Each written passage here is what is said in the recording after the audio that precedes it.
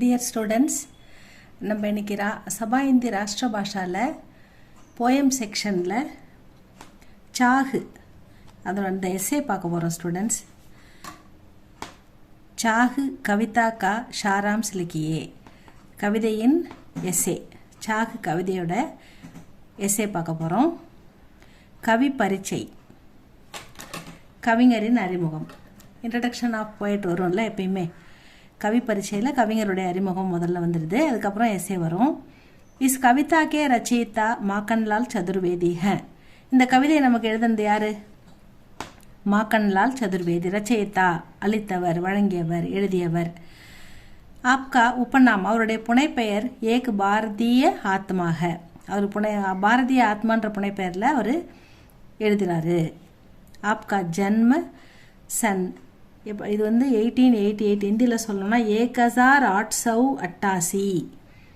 அவர் எப்போ பிறந்தார்? 1888 மே மத்திய பிரதேஷ் கே கண்டவா மே ஹுவா. மத்திய பிரதேஷில் கண்டவான்ற இடத்துல அவர் பிறந்தார். ராஷ்ட்ரிய ஆந்தோலனோ, அவர் தேசிய இயக்கங்களில், போராட்டங்களில், விடுதலை போராட்டங்களில் மே ஷாமில் ஓக்கர், கலந்து கொண்டு, அநேக பார், நிறைய தடவை, மெனி டைம்ஸ், ஜெயில் பி கயே, ஜெயிலுக்கு போயிருக்கு, சிறை தண்டனை பெற்றிருக்கிறார், ஜெயிலுக்கு போயிருக்கிறார். ஹிம் தரங்கினி, ஹிம் கிரிட்டினி, மாத்தா ஆதி இன்கி பிரமுக் ரச்சனாயே ஹேன். இதெல்லாம் அவருடைய எழுதின முக்கிய படைப்புகள். ஹிம் தரங்கினி, ஹிம் கிரிட்டினி, மாத்தா முதலியவை அவர் எழுதிய முக்கிய படைப்புகள்.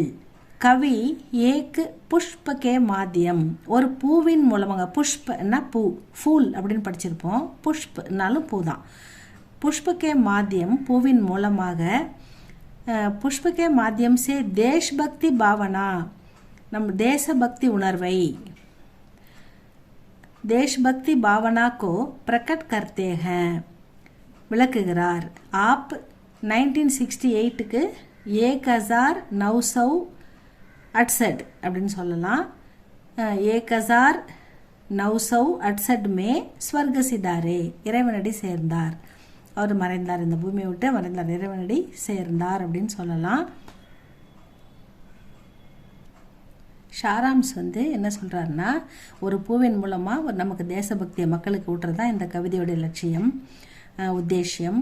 அதுபடி அவர் எழுதுகிறார். என்ன எழுதுறாருன்னா, பிரஸ்துத் கவிதாமே, இங்கே கொடுக்கப்பட்டுள்ள கவிதையில் தேஷ்பக்தி பாவனா சே பர்பூர், ஒரு பூ, தேசபக்தி நிறைந்த, பர்பூர்னா பரிபூர்ணமாக தேசபக்தி நிறைந்த ஒரு பூ, ஏக் புஷ்ப ககத்தாக, அந்த பூ வந்து சொல்கிறதா இந்த கவிதையில் சொல்கிறாரு.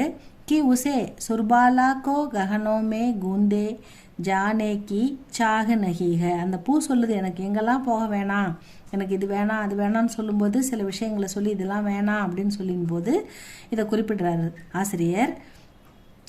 வீரர்கள், வெற்றி பெற்ற வீரர்களுக்கு அவங்க கழுத்தை சுற்றி மாலையாக போடுவாங்க. சாதனையாளர்கள், என்ன சொல்கிறது, பல விஷயங்கள், விளையாட்டு வீரர்கள், அந்த மாதிரி நிறைய சாதனையாளர் இருக்காங்க இல்லையா, அந்த மாதிரி வீரர்களுடைய ககனோமே கூந்தி, அந்த கழுத்தை சுற்றி மாலையாக போகிறதுக்கு எனக்கு சாகு நகி, இஷ்டம் இல்லை, விருப்பம் இல்லை.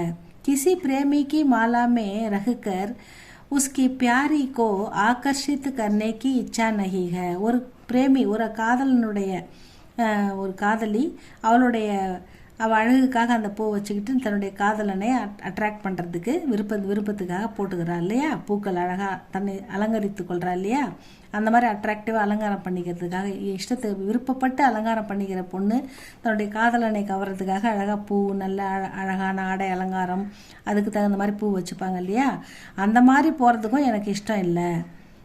அதாவது உஸ்கி பியாரிக்கோ ஆகர்ஷித், அந்த காதலனை அட்ராக்ட் பண்ணுற பூவாக போகிறதுக்கு எனக்கு, காதலையை அட்ராக்ட் பண்ணுற பிரேமி, அந்த பூவாக ரோஜா கொடுப்பாங்க கையில், ஒரு ஆசையாக பிரியமாக கொடுப்பாங்க, பூ வச்சு விடுவாங்க, அழகான பூக்களை சூடி போவாங்க, இந்த மாதிரி அழகான அன்பான விஷயங்களுக்கு பயன்படுத்துவாங்க. அப்படிலாம் போக எனக்கு இஷ்டம் இல்லை, இச்சா நகி அப்படின்னு இந்த பூ சொல்லிடுது. சம்ராட்டம் கேஷவ், பெரிய பெரிய பேரரசுகள், சம்ராட் என்னது, பேரரசர்கள், பெரிய பெரிய அரசர்கள், பெரிய அரசியல் தலைவர்கள், அந்த மாதிரிலாம் இருக்காங்க இல்லையா, அவங்க சம்ராட்டம் கே ஷவம் என்னது, ஷவ்னா டெட் பாடி, இறந்த உடல்களை பர் சடாயே அது மேலே அலங்கரிப்பாங்க, மலர் வளையம் வைப்பாங்க, மாலை போடுவாங்க இல்லையா. அந்த மாதிரி சம்ராட்டோக்கே ஷவோம் பர் சடாயே ஜானேக்கி அந்த மாதிரி என்னை சவத்தை அலங்கரிக்கவும் சாகு நகிக எனக்கு விருப்பம் இல்லை. தேவோக்கி சிற்பர் தேவர்கள் இறைவனுக்கு தலையில் போடுவாங்க சடுக்கர் அப்பனே. அந்த மாதிரி நான் இறைவன்கிட்ட வந்து சேர்ந்துட்டேன் அப்படின்னு இப்போ கருவப்பட்டுக்குவாங்க. அந்த மாதிரி இறைவன்கிட்ட போகிறதுக்கு இறைவனுக்கு அலங்காரம் பண்ணுறதுக்கு இறைவனுடைய கழுத்தில் போடுறதுக்கு தேவோக்கே சிற்பர் சடுக்கர் அப்பனே பாகியப்பர் கர்வ கர்ணேக்கி சாகுபி உஸ்கே மண்மே நகிக. நான் இறைவன்கிட்ட வந்து இறைவனுக்கு அலங்காரமாக இருக்கிறேன் அப்படின்னு கர்வமாக சொல்லிக்க கூட எனக்கு விருப்பம் இல்லை, எனக்கு சாகு நகி அப்படின்னு சொல்லிடுது இந்த பூ. அப்போ அது எங்கே தான் போகணும்னு சொல்லுது.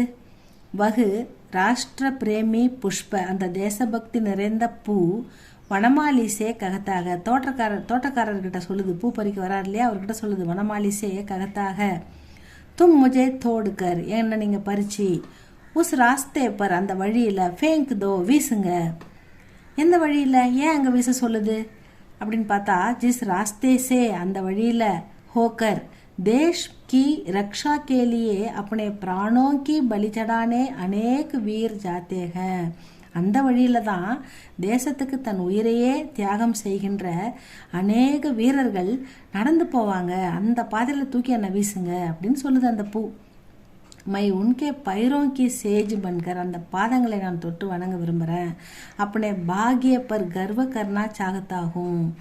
அவங்க பாதங்களை தொட்டால் என்னுடைய பாக்கியம் நல்ல நான் பிறந்த பலனை அடைந்ததாக நான் நினச்சிப்பேன். அதனால் என்ன அந்த பாதையில் தூக்கி வீசுங்க. அந்த தாய்நாட்டுக்காக தன் உயிரையே பலிதான் சாக்ரிஃபைஸ் செய்கின்ற அந்த வீரர்கள் நடந்து போகின்ற பாதையில் ஃபேங்க் தோ என்னை வீசுங்க அப்படின்னு இந்த பூ வந்து சொல்லுது. இந்த பூவின் மூலமாக ஆசிரியர் என்ன சொல்ல வருகிறாருன்னா, ஒரு பூவுக்கே இவ்வளோ நாட்டுப்பற்று இருந்தால் நமக்குலாம் எவ்வளோ இருக்கணும். அதனால் நம் பாரத நாடு நம் நாட்டுப்பற்று இது நமக்கு ஒவ்வொருத்தருக்கும் நாடு மேலே பற்று இருக்கணும். நாட்டை நேசிக்கணும், நாட்டுக்கு நல்லது பண்ணணும், நாடு முன்னேறதுக்கு நம்மளும் பாடுபடணும்.